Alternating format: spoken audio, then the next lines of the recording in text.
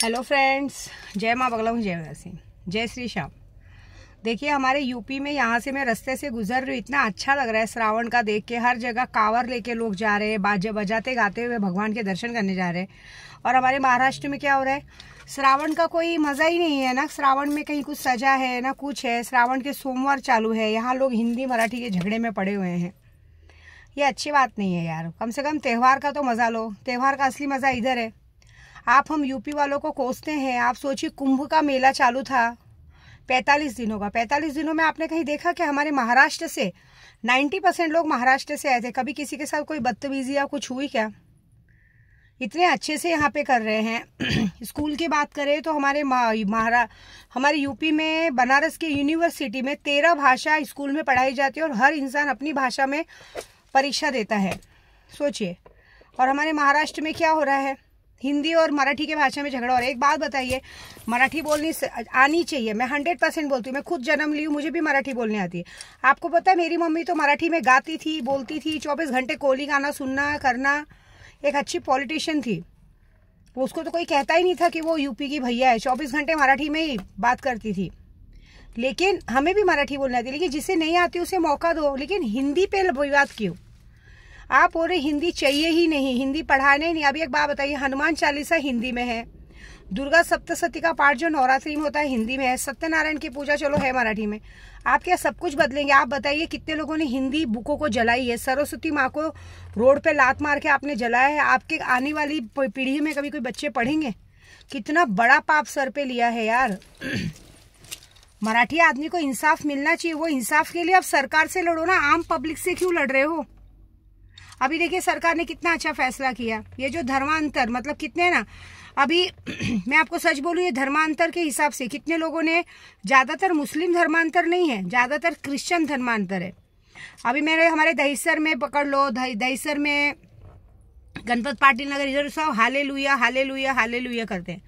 सबने अपना धर्म वो कर लिया है, धर्म बदली कर लिया है, ठीक है। वो भगवान को नहीं मानते, कुछ नहीं मानते। अभी आज जो सरकार ने फैसला लिया है, इसकी वजह से हुआ है, अगर किसी की सरकारी नौकरी रहेगी, कुछ भी रहेगी, प्रॉपर्टी रहेगी, सब जब्त कर ली जाएगी। आपने, अगर लड़की ने मुसलमान से शादी किया, कोई बात नहीं, करो शादी। अगर लड़के ने मुस्लिम लड़की से शादी किया, कोई बात नहीं, करो। लेकिन फिर उन्हें यह है कि आगे के आने वाले जगह पे उन्हें कहीं भी सरकारी नौकरी नहीं मिलेगी, कहीं पे भी कोई बड़ा काम या कुछ नहीं मिलेगा, क्योंकि धर्म अंतर हो जाने पे ये सारी चीज़ों का बंदिश कर दिया जाएगा। ऐसा आप सोचिए, ये फैसला आपने अच्छा लिया। तो मेरे को तो ऐसा लग रहा है कि फिर तो 99% पब्लिक जो है मराठी का झगड़ा कर रही है, हाँ, मराठी में जो झगड़ा कर रही है, आधे लोग तो, आधे से ज़्यादा तो मैं ही जानती हूँ कि चारकोप हो गया, मालवनी हो गया, ये सब तो हालेलुया हालेलुया करते हैं। मेरे पास बीच में काम वाली आती थी, वो अच्छी खासी महाराष्ट्रन थी, अच्छी खासी महाराष्ट्रन, अच्छे गांव से थी। उसने तक बोलो हालेलुया का मतलब वो कर लिया। आप समझ रहे सरकार क्या बोल रही है? आरक्षण मिलेगा ही नहीं। अभी आरक्षण का छोड़ो, जो लाडली बहन योजनाओं की तरफ से भी पैसा लिया, वो तक आपसे वसूल किया जाएगा, सारा चीज़ किया जाएगा। क्योंकि अगर आपको ये सब सारी फैसिलिटी चाहिए सरकार से, तो आपको कोई हिंदू धर्म में ही करना पड़ेगा। अभी मेरी एक है जो मुझे बहुत माँ बोलती है, वो भी कम से कम वो भी क्रिश्चियन में कन्वर्ट हो चुकी है, अपना धर्म बदली कर दिया उसने। बताइए, अभी धर्म बदली करने से ये होगा कि आप चाह के भी कोई भी चीज़ों की फैसिलिटी नहीं ले पाएंगे। हिंदू में शादी, मतलब अगर आप हिंदू है, सिर्फ बोला गया है कि जैसे आप हिंदू में शादी कर रहे हैं, कोई ऐसे जैसे है आपका मराठी में करो या करो, चलेगा। गुजराती, मारवाड़ी, ये सब हिंदू आ रहे। सिर्फ धर्म अंतर, मतलब जो इस्लामी धर्म है और क्रिश्चियन, ये दो धर्म एक अलग हो जाता है। ये लोग भगवान की पूजा पाठ नहीं करते, हमारे धर्म में जय श्री श्याम नाम नहीं बोलते, ये सब बात है। तो ये एक तरह की अच्छी बात है। नई पीढ़ियों के लिए भी एक बात है कि चलो कम से कम नई पीढ़ी इस बात से वो करेंगे। और देखिए, ऐसा कोई मना नहीं, प्यार मोहब्बत करो फिर। लेकिन आज की तारीख में क्या होता है मालूम है? कितनी बार कई शादी इसलिए की जाती है कि चलो अच्छी खासी प्रॉपर्टी, शादी कर लो, प्रॉपर्टी मिलेगी। अब तो ये है कि प्रॉपर्टी तक नहीं मिलेगी, प्रॉपर्टी जब्त कर ली जाएगी। आपको सरकारी नौकरी नहीं, कहीं अच्छी कंपनी में नौकरी नहीं, कुछ नहीं मिलेगा। जो हिंदू होगा, जिसका सरनेम हिंदू से होगा, उसका पूछा जाएगा। अगर उसने गलती से धर्म अंतर कर लिया है और वो कुछ कर लिया, ये बहुत अच्छी बात हो गई है, ऐसा हो गया।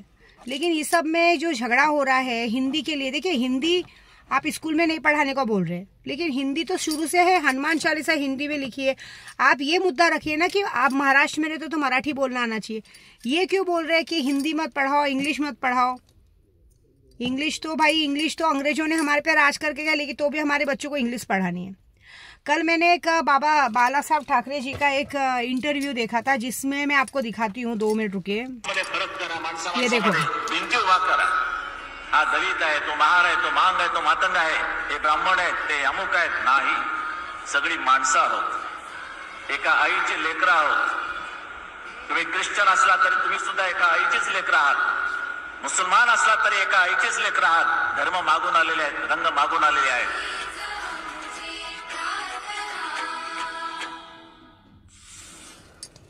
देखा आपने क्या बोल रहे हमारे? धर्म शिकवत नाही की माणसा माणसामध्ये फरक करा, माणसा माणसामध्ये भिंती उभा करा। हा दलित आहे, तो महार आहे, तो मांग आहे, तो मातंग आहे। ये बहुत बड़ी बात बोला है बाला साहब ठाकरे जी ने, और उन्हीं के बच्चे आज इसी बात को नकार रहे हैं, क्योंकि उनके पिताजी ने खुद कहा था कि हर इंसान अपनी माँ का बच्चा होता है, धर्म का जात का कोई मतलब नहीं है। उन्होंने हिंदू राष्ट्र को एक किया था। उनके लिए महाराष्ट्र में हर रहने वाला आदमी उनका आदमी था, चाहे हिंदू हो, चाहे मुस्लिम हो, चाहे सिख हो, चाहे ईसाई, कोई भी हो। लेकिन ये क्या हो रहा है? देखिए, मैं तो बताऊँ आपको, मैं खाटू श्याम पहुंच रही हूँ, मैं बाबा जी से एक ही बात बोलूंगी कि बाबा 100 बार हनुमान चालीसा जो पाठ हो रहा है, इसका पाठ यही करना कि एटलीस्ट हमारे अमन शांति देना। ये इलेक्शन लड़ने के लिए जो लोग इस तरह से धर्मों का प्रचार, भाषा को लेके वाद विवाद कर रहे हैं, ये उन्हें शोभा नहीं दे रहा है। कोई बात नहीं, आपको जो करना करिए। देखिए, ऊपर वाली की लाठी में आवाज नहीं है। एक बार कोरोना काल ने आप लोगों को धक्का दे चुके हैं, फिर से लगता है कोई बड़ा चीज होगा तो पता चलेगा। क्योंकि इस वक्त जब हम मंदिर जाते हैं तो मंदिर में हर कोई ये नहीं सोचता है। मैं तो आपको क्या बोल रही हूँ, आरक्षण के लिए लोगों ने उपोषण कर दिया, सब कुछ कर दिया। आज हमारे यूपी वाले हो, गुजराती हो, मारवाड़ी भाई हो, जो भी मारवाड़ी हो, जो भी है, जो हम लोग रह रहे, गुजराती, मारवाड़ी, यूपी वालों को जो बोला जा रहा है यहाँ से भागो भागो, हम क्यों भागेंगे? हम लोग उपोषण नहीं कर सकते, लेकिन हम 2-4 कम से कम कुछ दिनों के लिए हड़ताल तो कर सकते हैं। जो रिक्शा चलाते, रिक्शे पे मत जाओ। जो राशन की दुकान चलाते, राशन की दुकान बंद कर दो। दूध की दुकान है, दूध की दुकान बंद कर दो। जितने व्यापारी, अपनी कंपनी थोड़े दिन के लिए बंद कर दो। जब इन लोगों को तभी तो पता चलेगा ना कि हमारे रहने और नहीं रहने से क्या फर्क पड़ेगा।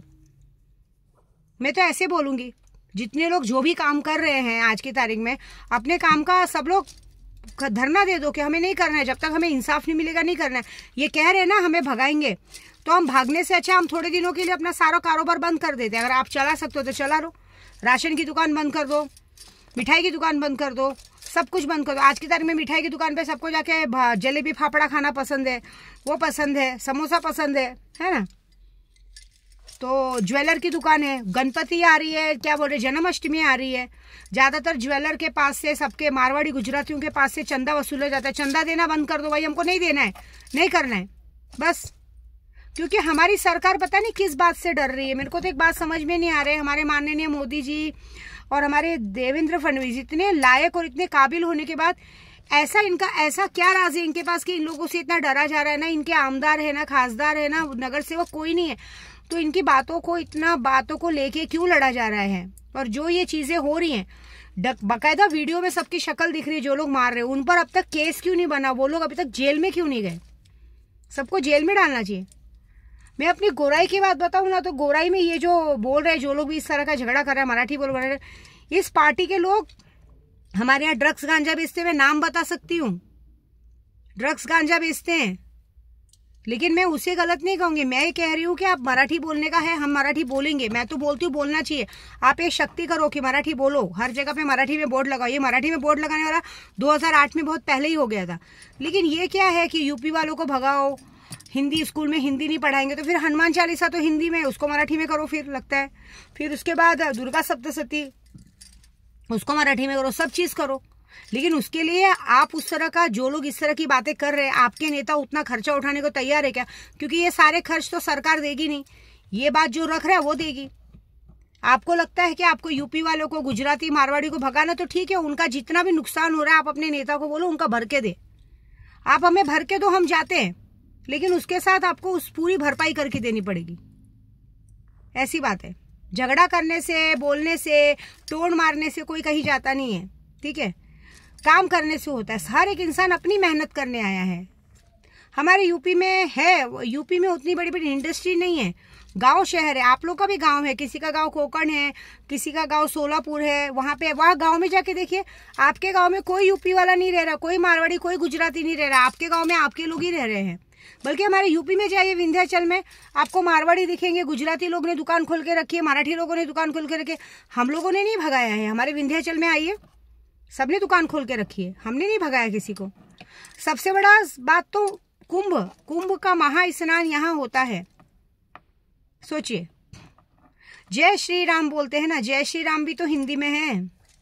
ये थोड़ा सोचिए आप, इससे ज्यादा क्या बोलूं मैं। ज्यादा बोलने से अच्छा बस यही बोलूंगी कि झगड़ा खत्म करो और एकता में रहो। हमें एक रहेंगे तभी हमारी जीत होगी, झगड़ेंगे तो एक जीत नहीं होने वाले। ठीक है।